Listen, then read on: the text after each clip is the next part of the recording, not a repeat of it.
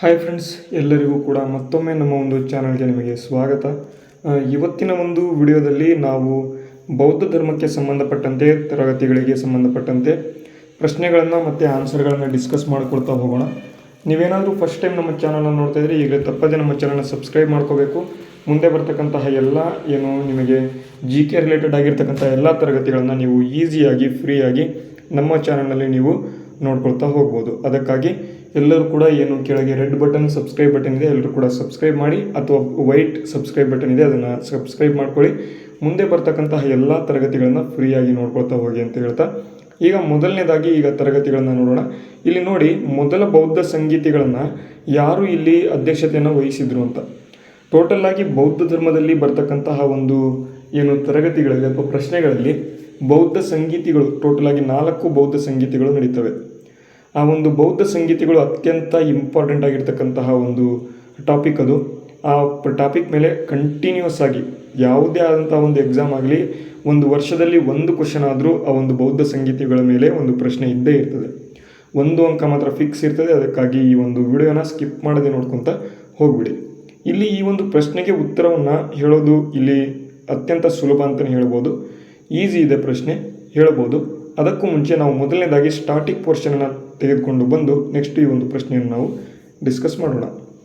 Okay, ಈಗ ಡೈರೆಕ್ಟಾಗಿ ನಾವು ಬೌದ್ಧ ಧರ್ಮಕ್ಕೆ ಸಂಬಂಧಪಟ್ಟಂತೆ ನೋಡೋಣ. ಹಿಂದಿನ ತರಗತಿಗಳಲ್ಲಿ ಜೈನ ಧರ್ಮಕ್ಕೆ ಸಂಬಂಧಪಟ್ಟಂತೆ ತರಗತಿಗಳನ್ನು ಕೊಟ್ಟಿದ್ದೆ. ಈಗ ಬೌದ್ಧ ಧರ್ಮಕ್ಕೆ ಬರೋಣ. ನೋಡಿ, ಬೌದ್ಧ ಧರ್ಮ ಏನಿದೆ ಅದನ್ನು ಸ್ಥಾಪನೆ ಮಾಡಿದಂಥವ್ರು ಯಾರಪ್ಪ ಅಂತಂದರೆ, ಅಥವಾ ಫೌಂಡರ್ ಯಾರು ಅಂತ ಅಂದರೆ ಗೌತಮ ಬುದ್ಧ ಎಂಬತಕ್ಕಂಥವನು. ಗೌತಮ ಬುದ್ಧ ಈಗ ಎಲ್ಲರಿಗೂ ಕೂಡ ಗೊತ್ತಿರ್ತದೆ, ಬುದ್ಧರ ಒಂದು ದೊರೆ ಅಂತಲೇ ಹೇಳ್ಬೋದು. ಬೌದ್ಧ ಧರ್ಮವನ್ನು ಸ್ಥಾಪನೆ ಮಾಡಿದಂಥವ್ರು ಅಂತಲೇ ಹೇಳ್ಬೋದು. ಮತ್ತು ಈಗ ಪ್ರೆಸೆಂಟಾಗಿ ಏಷ್ಯಾ ಖಂಡದಲ್ಲಿ ಬೌದ್ಧ ಧರ್ಮ ಇಷ್ಟು ಹೆಚ್ಚಿನದಾಗಿ ಟಿಬೆಟ್ ಆಗಿರ್ಬೋದು ಅಥವಾ ಭಾರತ ಆಗಿರ್ಬೋದು, ಬೇರೆ ಬೇರೆ ದೇಶಗಳಲ್ಲಿ ಬೌದ್ಧ ಧರ್ಮ ಈಗ ಇನ್ನೂ ಕೂಡ ಇದೆ. ಆ ಒಂದು ಧರ್ಮ ಇರೋದಕ್ಕೆ ಕಾರಣ ಇವರೇ.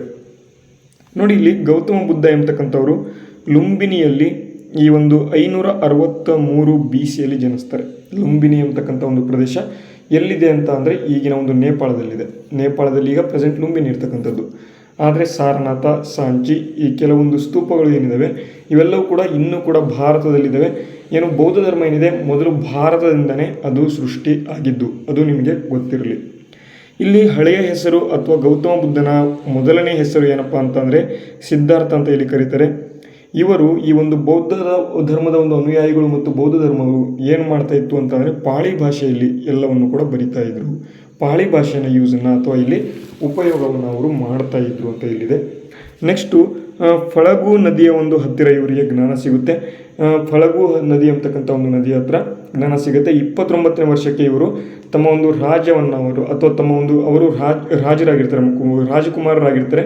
ಆ ಒಂದು ರಾಜ್ಯವನ್ನೇ ತ್ಯಾಗ ಮಾಡಿ ಅವರು ಬರ್ತಾರೆ. ಹೊರಗೆ ಬಂದು 29ನೇ ವರ್ಷದಲ್ಲಿ ಅವರು ಮನೆಯನ್ನು ಬಿಟ್ಟು ಹೊರಗೆ ಬರ್ತಾರೆ. ಓಕೆ, ಮೊದಲನೇ ಉಪದೇಶ ನೋಡ್ಬೋದು, ಎನ್ಲೈಟನ್ಮೆಂಟ್ ಅಥವಾ ಅವರು ಒಂದು ಅವರಿಗೆ ಮೋಕ್ಷ ಸಿಕ್ಕ ನಂತರ ನೆಕ್ಸ್ಟು ಅವರು ಎನ್ಲೈಟನ್ಮೆಂಟ್ ಆದ ನಂತರ ಮೊದಲ ಉಪದೇಶ ಯಾರಿಗೆ ಕೊಡ್ತಾರೆ, ಎಲ್ಲಿ ಕೊಡ್ತಾರೆ ಅಂತಂದರೆ ಸಾರನಾಥದಲ್ಲಿ ಮೊದಲ ಉಪದೇಶ ಕೊಡ್ತಾರೆ. ಈಗಿನ ಉತ್ತರ ಪ್ರದೇಶದಲ್ಲಿ ಈ ಒಂದು ಸಾರನಾಥ ಎಂಬತಕ್ಕಂಥ ಒಂದು ಪ್ಲೇಸ್ ಇದೆ. ನೆಕ್ಸ್ಟು ಇಲ್ಲಿ ಹತ್ತಿರದ ಗೆಳೆಯ ಅಂತ ಅಂದರೆ ಆನಂದ ಮತ್ತು ಉಪಾಲಿ ಎಂಬತಕ್ಕಂಥ 2 ಗೆಳೆಯರು ಇರ್ತಾರೆ ಗೌತಮ ಬುದ್ಧನಿಗೆ.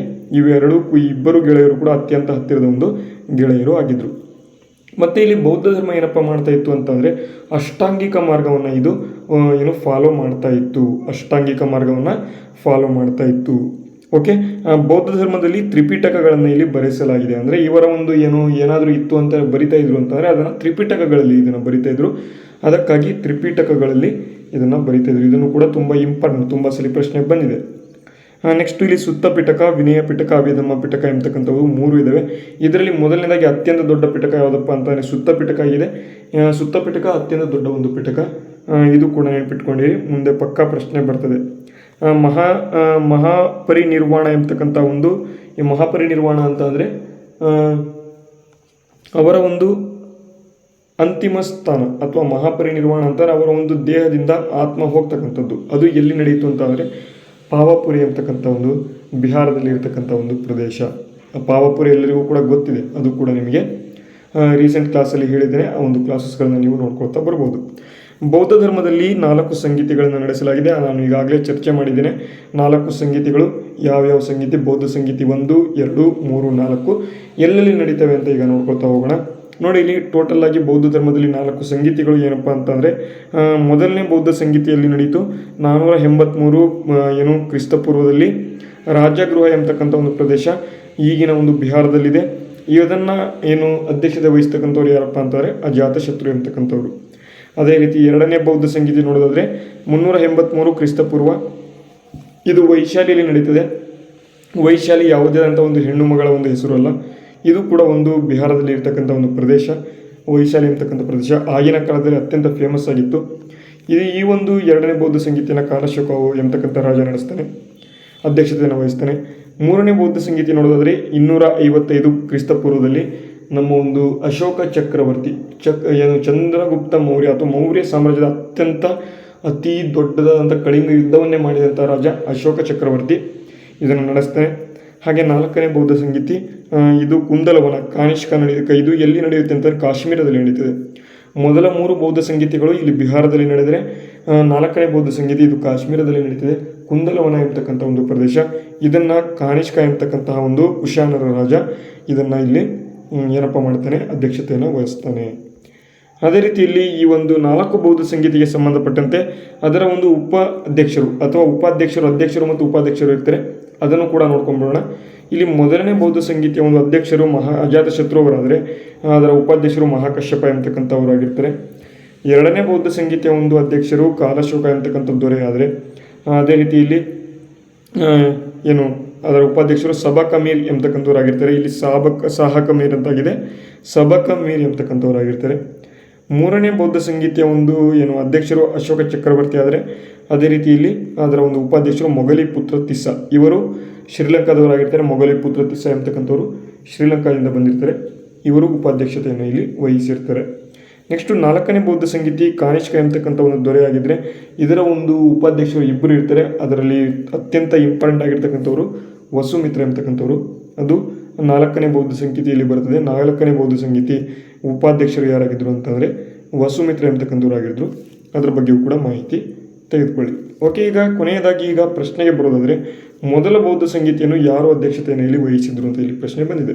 ಮೊದಲ ಬೌದ್ಧ ಸಂಗೀತಿಯ ಒಂದು ಅಧ್ಯಕ್ಷತೆಯನ್ನು ವಹಿಸಿದವರು ಯಾರು ಅಂತ ಕೇಳಿದರೆ ಎಲ್ಲರಿಗೂ ಕೂಡ ಗೊತ್ತಾಗಿದೆ. ಈಗ ಅಜಾತಶತ್ರು ಎಂಬತಕ್ಕಂತಹ ದೊರೆ ಇದನ್ನು ವಹಿಸಿರ್ತಾನೆ. ಈ ಒಂದು ತರಗತಿ ನಿಮಗೆ ಯೂಸ್ಫುಲ್ ಆಗಿದ್ದರೆ ವಿಡಿಯೋಗೆ ಒಂದು ಲೈಕ್ ಮಾಡಿ, ನಿಮ್ಮ ಎಲ್ಲ ಸ್ನೇಹಿತರೊಂದಿಗೆ ವಿಡಿಯೋನ ಶೇರ್ ಮಾಡಿ. ಸಬ್ಸ್ಕ್ರೈಬ್ ಯಾರಾದರೂ ಮಾಡ್ಕೊಂಡಿಲ್ಲ ಅಂತ ತಪ್ಪದೆ ನಮ್ಮ ಚಾನಲ್ ಸಬ್ಸ್ಕ್ರೈಬ್ ಮಾಡ್ಕೊಳ್ಳಿ. ಮುಂದೆ ಬರ್ತಕ್ಕಂತಹ ಎಲ್ಲ ಈ ರೀತಿಯಾದಂಥ ಒಂದು ಹಿಸ್ಟ್ರಿ ಅಥವಾ ಇತಿಹಾಸಕ್ಕೆ ಸಂಬಂಧಪಟ್ಟಂತೆ ಸಂಪೂರ್ಣ ತರಗತಿಗಳನ್ನು ಮಾಡ್ಕೊಳ್ತಾ ಹೋಗ್ತೇನೆ. ಎಲ್ಲರೂ ಕೂಡ ನೋಡ್ಕೊಳ್ತಾ ಹೋಗಿ ಅಂತ ಹೇಳ್ತಾ ವಿಡಿಯೋನ ಮುಗಿಸ್ತಾ ಇದ್ದೇನೆ. ಜೈ ಹಿಂದ್, ವಂದೇ ಮಾತರಂ.